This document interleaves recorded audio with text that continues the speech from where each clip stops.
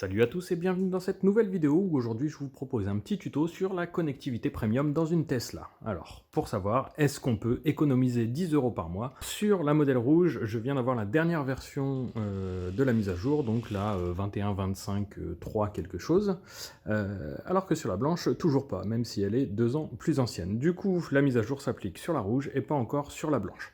Ce que je vous propose, c'est quelque chose que j'utilise déjà depuis plus d'un an, en fait, quand Tesla a arrêté ma connectivité premium.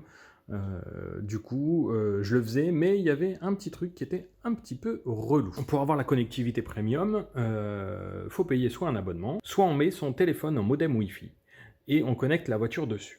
Alors, ça c'était cool, et c'est ce que j'utilisais moi tout le temps, mais il y avait un petit désagrément, c'est-à-dire qu'à chaque fois qu'on mettait la voiture en mode démarrer, eh bien, le Wi-Fi se coupait. Et une fois qu'on était sur la route, on pouvait rallumer le Wi-Fi et se reconnecter au téléphone, mais du coup, ça nécessitait une action manuelle. Aujourd'hui, dans la nouvelle mise à jour de Tesla, cette connexion Wi-Fi est gardée même si on se met en mode parking ou qu'on démarre. Du coup, là, ce que je vous propose, nous, c'est d'automatiser votre téléphone pour qu'il allume le point modem à chaque fois que vous rentrez dans votre voiture, et à chaque fois que vous êtes sorti de la voiture, il éteint ce modem. Et du coup, la voiture se connecte et se déconnecte automatiquement sur le téléphone. Alors vous allez me dire, oui, ça va consommer de la batterie sur mon téléphone, etc. Oui, effectivement, le modem Wi-Fi du téléphone consomme beaucoup d'énergie, et du coup, ça peut décharger vite le téléphone. Mais maintenant, nos voitures sont équipées de chargeurs à induction, ici ou alors ici, et votre batterie ne se décharge pas forcément plus vite, elle se décharge un peu plus lentement, parce que le chargeur à induction est forcément moins puissant qu'un chargeur classique, mais bon, ça, on le sait.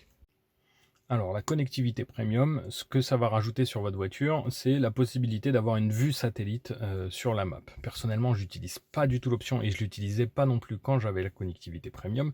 Du coup, je me passe de ça et ça me dérange pas du tout de pas avoir la vue satellite. Ça va vous permettre également d'avoir Internet en permanence dans la voiture. Du coup, vous pouvez lancer le navigateur web pendant que vous êtes en train de rouler.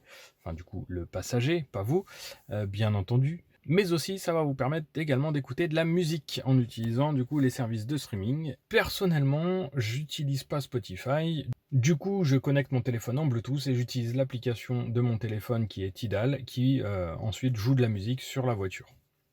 Donc ça, c'est pour cette voiture, la rouge, et dans la blanche, j'ai un disque dur SSD avec ma musique en dur dessus. Mais tout ça, ça risque de bientôt changer parce que Tesla annonce la compatibilité très prochaine avec Tidal. Du coup, je pourrais mettre directement mon service de streaming dans la voiture, et c'est à ce moment-là que la connectivité premium prendra tout son sens. C'est-à-dire, je me connecte, j'arrive dans la voiture, ça connecte automatiquement mon compte de musique et ça joue la musique sans la perdre, parce que je ne sais pas si vous utilisez le lecteur MP3 inclus dans la voiture, mais c'est de la grosse merde. En gros, vous quittez la voiture, vous revenez dans la voiture, ça a oublié votre playlist. Alors du coup, ce que vous êtes obligé de faire à chaque fois que vous allez dans la voiture et que vous démarrez, quand vous n'avez pas la connectivité premium, pour pouvoir vous connecter à votre téléphone, il faut d'abord mettre votre téléphone en modem Wi-Fi, puis il faut connecter la voiture manuellement dessus. Donc c'est-à-dire cliquer sur le Wi-Fi ici, aller chercher le bon réseau Wi-Fi et s'y connecter. Ça, c'est un peu relou parce qu'à chaque fois qu'on va se mettre en parking et qu'on va faire démarrer, le Wi-Fi va se déconnecter. Et du coup, il faudra réactiver à chaque fois le Wi-Fi. Mais là, dans cette dernière mise à jour, donc la 25, la connectivité Wi-Fi reste engagée même si on appuie sur le bouton démarrer. Du coup, ce que je vous propose aujourd'hui, c'est d'automatiser votre téléphone. Donc ça marchera aussi bien sur iPhone qu'Android. Moi j'ai Android, du coup je vais vous montrer sur Android et sur une application qui est en français. Il y en a des beaucoup mieux qui sont en anglais, mais je me suis dit que pour les besoins de la vidéo, j'allais prendre une application française et vous montrer un peu comment on programme le logiciel.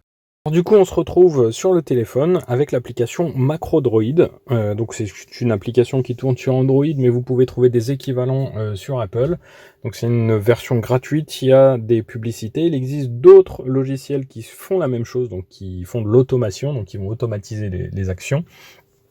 Ils sont gratuits, mais ils sont en anglais. Donc du coup, là, pour les besoins de la vidéo, j'ai choisi un logiciel qui était en français pour vous expliquer simplement la routine qu'il allait avoir. Donc ce qu'on va faire, c'est qu'on va commencer par créer une nouvelle macro.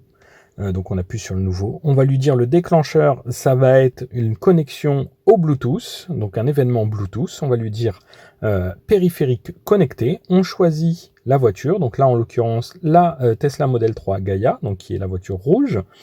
Et ensuite, les actions, on va lui dire, bah écoute, tu allumes le réseau de données mobiles. Donc activer, désactiver, point d'accès. Là, on lui dit, on est d'accord. Et puis, on lui dit, activer le point d'accès. Et puis, on fait OK. Donc ça va être la première action. On va lui dire, donc Gaia, donc, qui est le nom de la voiture, on pour le point d'accès mobile. Donc, je ne vais pas m'embêter plus sur le nom. Et puis ensuite, et bah, du coup, on peut quitter. Donc là, ce que ça va faire, ça va nous lancer une pub. Donc on attend quelques secondes et puis après on peut l'arrêter. Donc là, ce que ça va faire, c'est que cette action-là, elle va faire en sorte que quand on se connecte à la voiture, donc quand on ouvre la porte et qu'on s'installe dans le siège passager, dans le siège conducteur, pardon, ça va se connecter à la voiture et du coup, ça va déclencher l'allumage du point d'accès mobile sur votre téléphone. Mais il faut rajouter une deuxième macro en fait qui va faire l'inverse.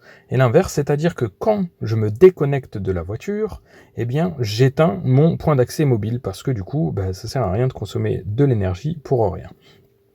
Et donc pour ça, on fait exactement le chemin inverse. Donc on va lui dire périphérique déconnecté, donc la Tesla Model 3 qui s'appelle Gaia. Et du coup, ce qu'on fait, c'est qu'on désactive le point d'accès mobile. Alors du coup, c'est soit on le désactive, soit en plus on peut lui dire d'activer le Wi-Fi. Moi dans mon cas, je veux pas qu'il allume le Wi-Fi parce que je me suis déconnecté, j'utilise très peu le Wi-Fi sur le téléphone. Donc du coup je fais ça. Mais si vous êtes tout le temps en Wi-Fi sur votre téléphone, laissez-le activer bien entendu. Et vous faites OK. Et à ce moment-là, donc du coup on va lui dire Gaia en on off. OK. Voilà. Donc du coup, je peux quitter et j'enregistre. Je me tape encore une pub, et à partir de ce moment-là, eh bien, la voiture sera automatisée. Donc là, si on regarde, j'en ai deux qui sont pas classés parce que je les ai pas classés. Le premier, c'est ce pour ma blanche que j'utilise depuis vraiment très longtemps. Voilà. Et donc là, on va faire le test pour la rouge. Donc on voit bien que c'est activé. Donc je sors de la voiture.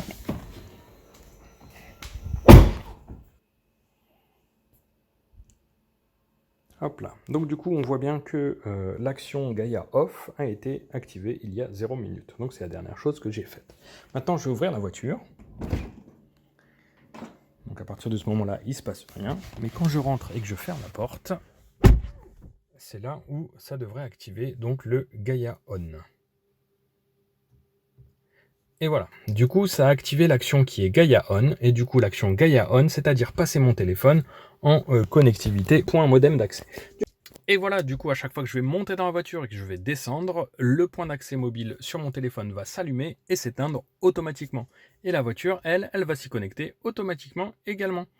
Et donc ça, c'est plutôt cool parce que du coup, maintenant, sur la voiture, je peux, en roulant, aller sur Internet. Et puis, quand je suis au superchargeur, je peux aller faire du divertissement, c'est-à-dire regarder YouTube, Netflix ou Twitch, sans avoir à activer le point d'accès mobile sur mon téléphone. Donc au niveau de la batterie, ça va consommer un petit peu sur votre téléphone et vu que vous allez le poser sur le chargeur à induction, ce sera presque négligeable, mais ça peut consommer pas mal quand même. Mais du coup, c'est une option qui est plutôt pas mal. La seule chose que vous n'allez pas avoir, ça va être la vue satellite et puis surtout l'affichage du trafic en temps réel. Il faut juste savoir que le navigateur GPS de la voiture prend en compte le trafic et du coup peut vous réorienter au besoin. Personnellement, en plus du navigateur de Google, j'utilise Waze. Du coup, c'est sur le téléphone. Donc, je pose mon téléphone ici et puis de temps en temps, je jette un coup d'œil pour voir si le trafic est meilleur. Donc voilà, je ne sais pas si vous connaissiez l'astuce pour automatiser des actions sur votre téléphone. On peut faire énormément de choses. On peut faire de la domotique si vous avez une maison qui est connectée. Et on peut automatiser du coup l'ouverture du garage quand votre téléphone est à portée du Wi-Fi et que c'est la première fois, etc., etc. Du coup, il y a énormément de choses à faire avec les automations. Mais là, aujourd'hui, c'était juste un petit exemple sur votre Tesla. Alors, petite info, en fait, il faut juste savoir que la voiture utilise notre téléphone et donc du coup le Bluetooth pour pouvoir s'ouvrir et se fermer, mais ce n'est pas le déclencheur. C'est-à-dire que votre téléphone n'est pas connecté à la voiture en permanence. C'est juste la voiture qui essaie de voir si votre téléphone est à portée et du coup vous permet d'ouvrir ou de fermer la voiture. Ok. Donc du coup, le point d'accès mobile ne va s'activer que quand vous serez dans la voiture, ou du moins que les portes seront fermées et que le téléphone sera à l'intérieur de la voiture. Donc ça allumera et ça éteindra votre point d'accès mobile automatiquement quand vous êtes dans la voiture ou en dehors de la voiture. Eh bien, j'espère que cette petite vidéo vous aura plu et que vous aurez trouvé ça utile. Moi, ça fait un peu plus d'1 an que j'utilise cette astuce-là. Mais avec la nouvelle fonctionnalité de Tesla, ce sera encore plus sympa du coup avec la connexion automatique sur le téléphone. Allez, je vous dis à plus tard dans une prochaine vidéo. Salut! Le problème, c'est que le lecteur MP3 intégré de la Tesla, c'est de la merde. En fait, en gros, quand on va dans un dossier et qu'on regarde la musique, enfin qu'on lit la musique, en fait, on va pouvoir la jouer. Et puis, quand ça arrive en bas du dossier, vous avez que 2 choix. Soit vous lisez en boucle le dossier, soit vous arrêtez d'écouter la musique. Donc ça, c'est assez chiant quand on a un rangement de musique qui se fait par dossier, du coup par album. Et du coup, c'est pas du tout intuitif et pas du tout pratique. On ne peut pas non plus utiliser les commandes vocales pour aller chercher la musique. Enfin voilà, donc c'est un peu de la merde. C'est franchement lecteur MP3 embarqué. Je crois que c'est le pire que j'ai jamais essayé en fait. Hein. Le fait que ça passe pas de dossier en dossier, c'est juste une horreur. Mais la pire des choses qu'il y a dans ce lecteur MP3 embarqué, c'est que quand vous sortez de la voiture et qu'elle reste un petit peu trop longtemps en veille, et ben du coup, elle oublie où elle en était. Du coup, il se passe 2 choses. Soit quand vous rentrez dans la voiture, elle met 1 heure à charger le disque SSD et à le réindexer pour savoir ce qu'il y a comme musique. Et puis après, vous êtes obligé de rechoisir la musique dans laquelle vous étiez en train d'écouter. Soit elle reprend la dernière musique que vous étiez en train d'écouter, effectivement, mais ensuite ça galère, ça se coupe et vous êtes obligé de rechoisir à nouveau votre musique. Donc du coup, vraiment le lecteur MP3 USB là, enfin par clé USB ou disque dur, peu importe, le truc embarqué, c'est vraiment de la daube. J'ai toujours espéré, ça fait 2 ans que j'espère en fait qu'ils améliorent ce truc-là, mais quand on fait le tour des forums, en fait, ça fait depuis déjà sur la Model S que ce lecteur MP3 est pourri. Parce qu'en fait, Tesla va plutôt favoriser les services de streaming. Donc du coup, que ce soit Spotify ou autre. Sauf que Spotify, je l'ai pas.